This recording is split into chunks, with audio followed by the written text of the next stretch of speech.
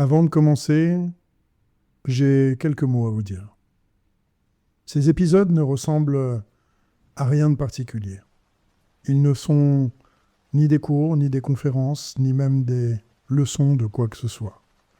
Ce sont des instants que j'ai traversés et que j'ai eu envie de vous donner. Non pas parce qu'ils contiennent des réponses, mais parce qu'ils posent des questions que je trouve belles, et que les belles questions méritent à mon sens d'être partagées. Je vous propose de mettre votre casque, pas pour vous couper du monde, mais pour rentrer dans un autre monde, celui d'en dedans, celui qui attend toujours qu'on lui accorde un peu de silence pour exister. Ces textes se méritent lentement. Ils n'ont rien à vendre, rien à démontrer. Ils marchent, à pas lents. Comme on marche quand on n'est pas pressé d'arriver, quand le chemin lui-même est la destination. Laissez ceci venir à vous, laissez les mots faire leur travail tranquille en vous, ce travail souterrain que la poésie sait faire mieux que tout et qui ressemble à ce que fait la pluie sur une terre sèche. Elle descend, elle disparaît et quelque chose pousse. Je ne sais pas ce que ces mots feront en vous. Je ne le saurai probablement jamais. C'est ça aussi la beauté de la chose. Je donne dans l'obscurité, je tends quelque chose vers quelqu'un que je ne verrai jamais, et on se fait mutuellement confiance. On fait confiance au silence entre les mots, on fait confiance à l'intelligence du cœur. On fait confiance à cette part de vous qui sait reconnaître ce qui lui ressemble. Bienvenue sur voixpoétique.com.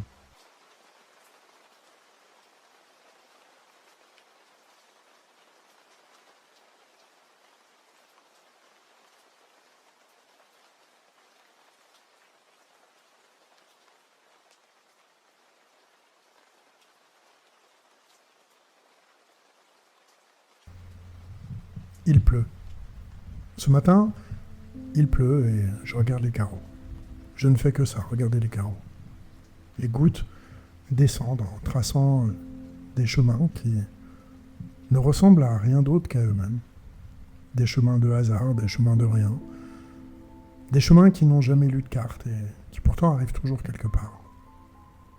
Au bord de la vitre, là. Au bord du monde. Au bord de ce matin gris qui s'est posé sur la ville comme un oiseau fatigué. À vrai dire, je ne sais pas pourquoi la pluie nous arrête ainsi. Je ne sais pas pourquoi on s'y attarde. On a des choses à faire, bien sûr. On a toujours des choses à faire. La vie moderne a organisé ça très soigneusement. Elle a rempli chacune de nos heures, chaque interstice, chaque blanc, de sorte qu'on n'est plus jamais à se retrouver face à soi-même, sans un prétexte entre les mains.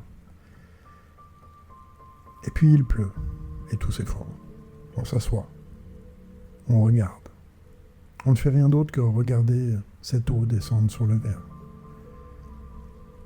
Et quelque chose en nous respire enfin. Quelque chose était retenu depuis longtemps, quelque chose qui attendait justement précisément ça. Un prétexte pour ne rien faire, pour n'être que là, vivant et immobile devant une fenêtre mouillée. Hier, il faisait beau. Je dis ça simplement. Hier, il faisait beau. Le ciel, il était de cette couleur bleue qui n'existe que dans les jours qui précèdent ou suivent le gris. Une couleur improbable. Une couleur presque insolente. Une couleur qui dit « Voilà, c'est moi, le bleu, je suis possible. Je suis là, regardez-moi, avant que je parte. » Et on l'a regardé, on l'a respiré, on a marché dedans, comme on marche dans quelque chose qui vous est offert sans raison, sans mérite, juste comme ça, par la grâce du monde qui, parfois, se retourne vers vous et vous sourit. Et ce matin, il pleut. C'est ça ma vie. C'est exactement ça.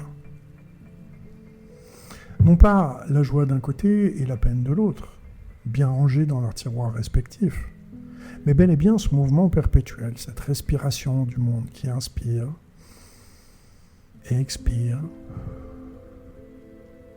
qui donne et qui reprend, qui illumine et voile, sans jamais s'arrêter, sans jamais ne rien expliquer, sans jamais vous demander si vous êtes d'accord. Le monde ne vous demande pas si vous êtes d'accord. Et c'est là l'une de ses grandes qualités. Alors je regarde les nuages. Ils sont gris, oui. Mais pas d'un gris uniforme. D'une sorte de gris qui contient absolument tout. Qui contient le blanc, qu'il a été, et qui contient le bleu, qu'il redeviendra. Qui contient l'histoire entière de l'eau depuis le commencement, depuis cette mer primitive dont nous sommes absolument tous sortis, depuis ces premières nuées qui se sont formées au-dessus d'une planète encore sans regard, sans nom, sans personne pour les regarder et se demander ce qu'elles signifiaient. Il a fallu des milliards d'années pour qu'il y ait quelqu'un devant une fenêtre, un matin de pluie, à se demander ce que les nuages signifient. Et c'est vertigineux. C'est absolument vertigineux. Et pourtant, on le fait simplement, machinalement presque. On pose les yeux sur le ciel gris et on se demande, et cette question que nous posons au ciel est peut-être la chose la plus extraordinaire que l'univers ait jamais produite. Plus extraordinaire même que les étoiles. Plus extraordinaire que les galaxies, parce que les étoiles, elles ne savent pas qu'elles existent. Et nous aussi. Il y a quelque chose de particulier dans le gris, vous savez. Et je pense qu'on l'a mal compris, le gris. On en a fait la couleur de la tristesse, de l'ennui, de la grisaille. Ce mot lui-même, grisaille, comme si la couleur portait en elle une forme d'accusation. Mais le gris est la couleur du mystère. Le gris est la couleur de ce qui n'a pas encore décidé. Le gris, c'est le moment d'avant, avant que la lumière choisisse sa direction, avant que le ciel déclare ses intentions, avant même que le jour devienne vraiment le jour qu'il va être. Le gris comme fondation, le gris comme patience, le gris comme ce qui soutient le reste sans jamais être vu. Et je repense à certains matins d'enfance. On habitait à une toute petite maison, sans jardin, avec une cour. Et quand il pleuvait, il y avait ce son de la pluie sur les feuilles, sur le toit. Ce son qui est l'un des sons les plus anciens du monde.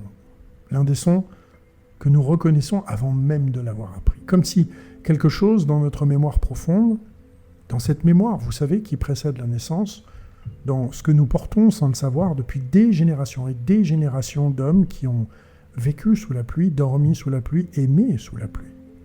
Comme si quelque chose là-dedans avait gardé le souvenir de ce son. Le son de l'eau sur les feuilles. Le son du monde en train de se laver et de se renouveler, de recommencer.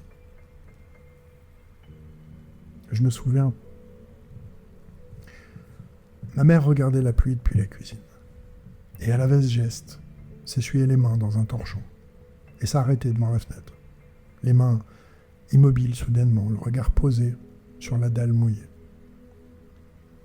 Je ne sais pas à quoi elle pensait. On ne sait jamais à quoi pensent les gens qu'on aime quand ils regardent la pluie. C'est leur jardin secret. C'est leur territoire intérieur, leur espace de liberté absolue. Peut-être qu'elle ne pensait à rien après tout. Et peut-être que c'est ça, regarder la pluie. Ne penser à rien, ou plutôt penser à tout si doucement, si diffusément, que ça ne ressemble plus à de la pensée, mais bel et bien à quelque chose de plus proche du rêve éveillé, de la prière sans mots, de cette forme de contemplation que nous pratiquons tous, sans le savoir, sans le nommer, devant une fenêtre, un matin de gris. Vous savez, je me demande parfois ce que nous cherchons dans la beauté. Et je ne parle pas de la grande beauté solennelle des cathédrales et des couchers de soleil sur la mer. Celle-là, on la comprend tous, on la reçoit. On se sent obligé d'être ému, et on l'est, pour de vrai.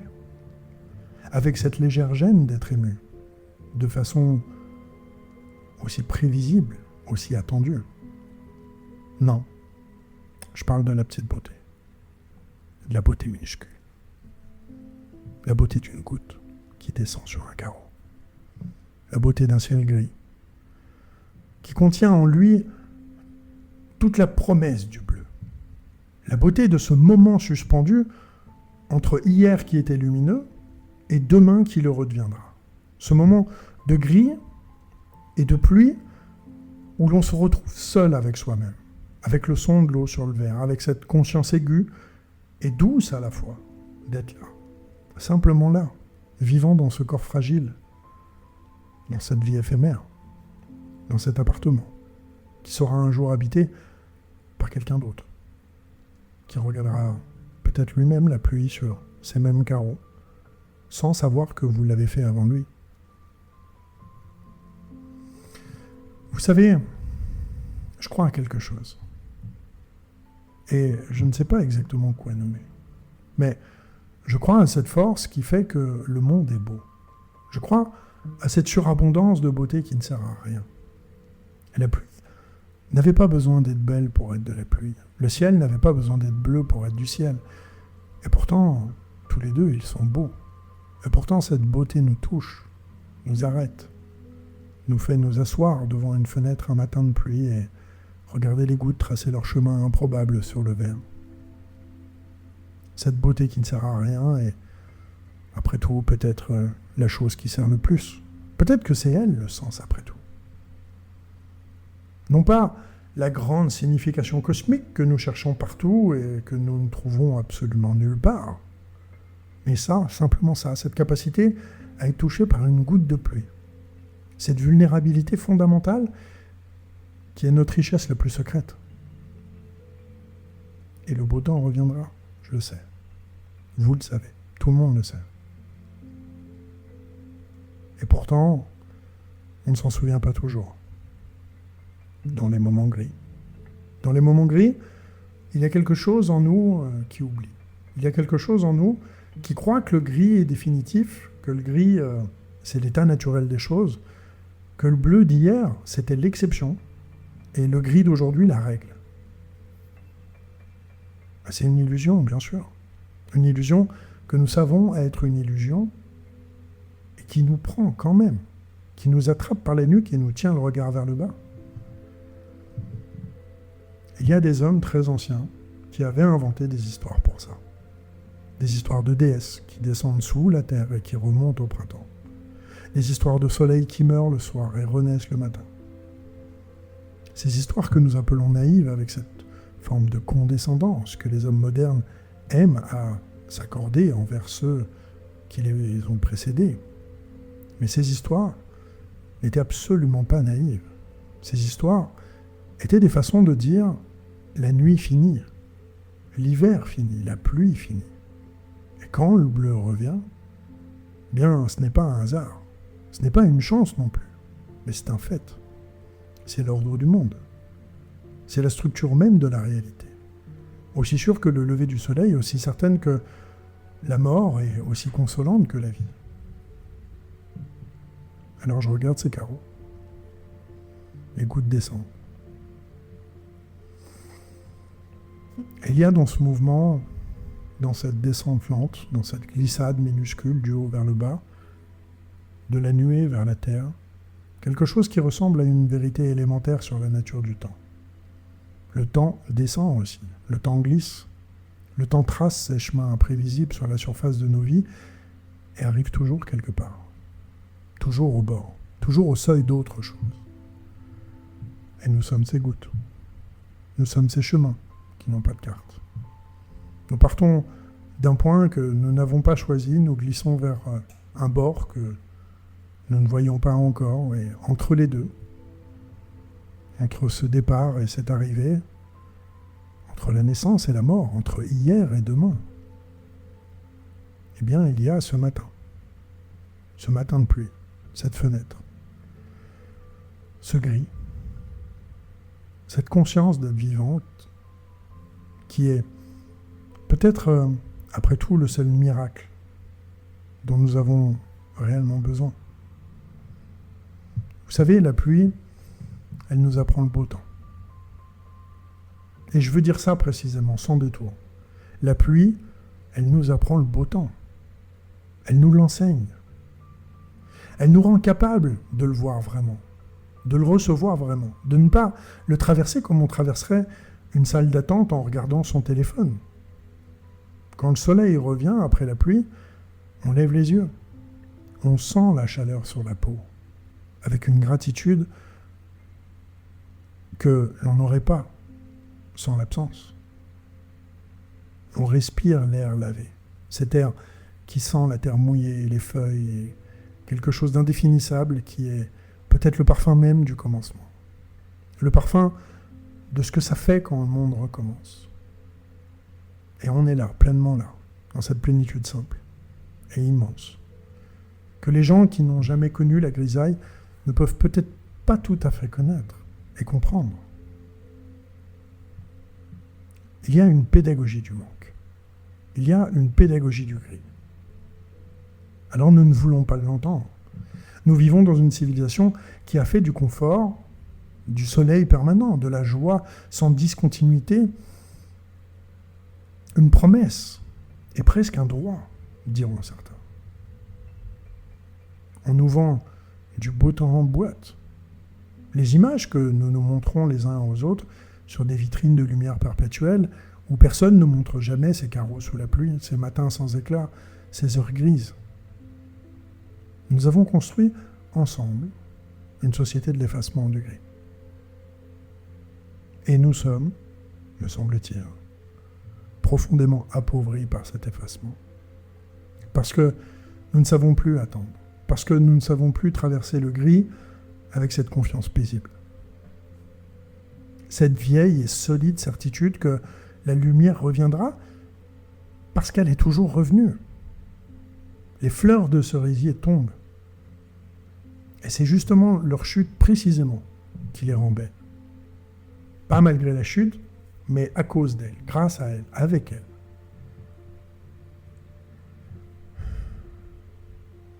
Si les fleurs ne tombaient pas, si le printemps ne finissait pas, si le bleu ne se couvrait jamais de gris, est-ce que nous saurions encore les voir? Est-ce que nous saurions encore regarder le ciel bleu avec cette attention, avec cette reconnaissance et même cet émerveillement un peu serré dans la gorge qu'on ne sait pas nommer mais qu'on reconnaît quand il vient?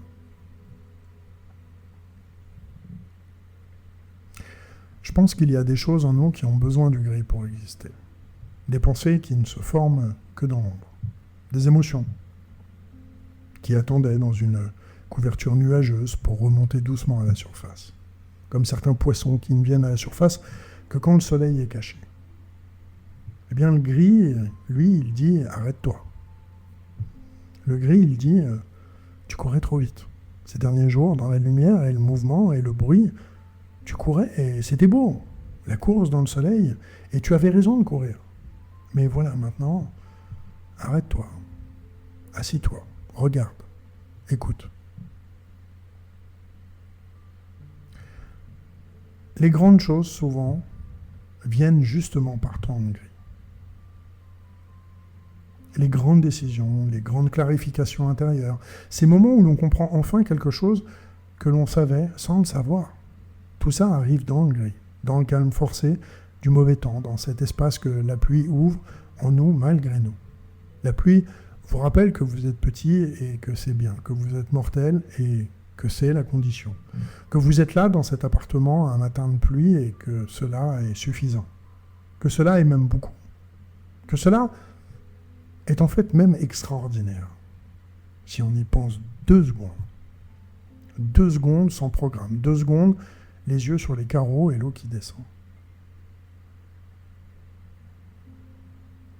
Je voudrais dire quelque chose sur l'espérance. Et je ne parle pas de l'espoir, qui est une chose un peu tendue, une chose qui regarde trop au final vers l'avenir et risque d'oublier le présent. L'espérance, c'est le mot le plus doux, le plus enraciné, le plus charnel presque. L'espérance, un peu comme une posture. L'espérance comme façon d'habiter le monde et le temps.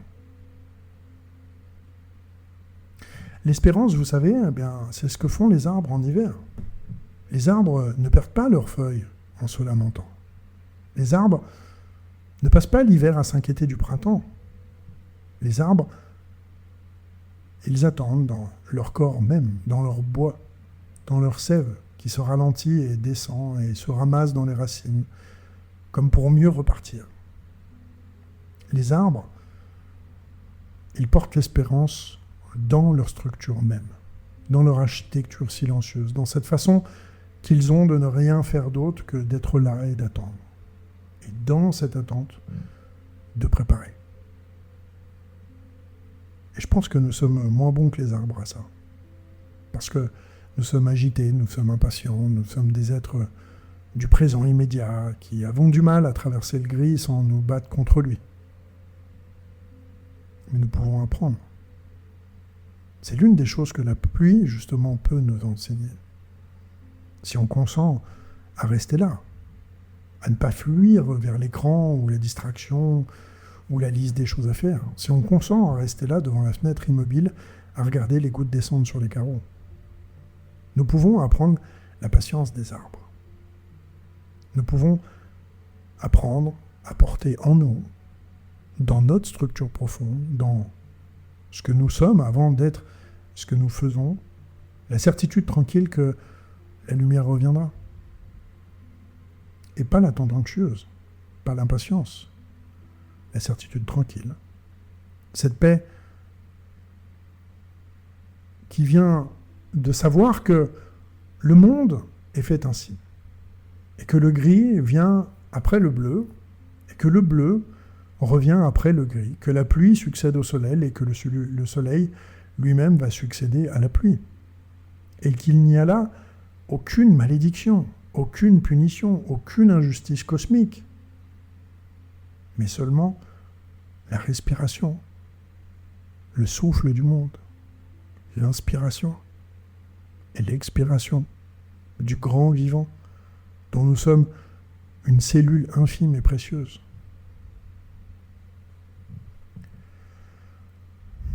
Il pleut toujours, et les carreaux brillent dans le gris.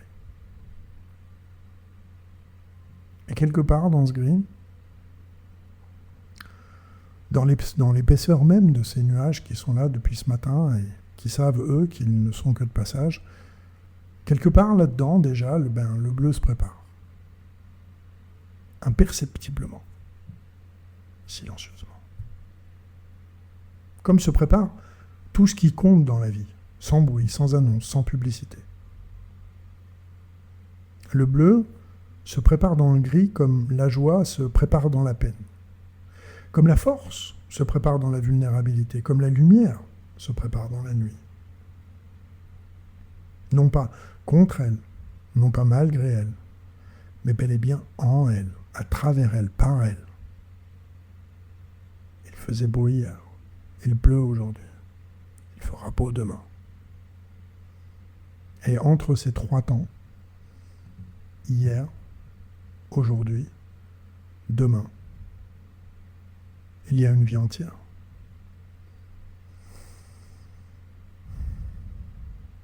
Il y a notre vie entière. Cette vie qui ressemble à une météo changeante, à ces carreaux sur lesquels l'eau trace des chemins que l'on ne peut pas prévoir, à ces nuages qui se font et se défont dans un ciel qui, lui, toujours reste là, au-delà de la pluie et du soleil bleu, de cette bleuité fondamentale que rien n'atteint vraiment, que la pluie ne supprime pas, mais voile seulement. Et que retrouver, après le gris, est chaque fois une naissance.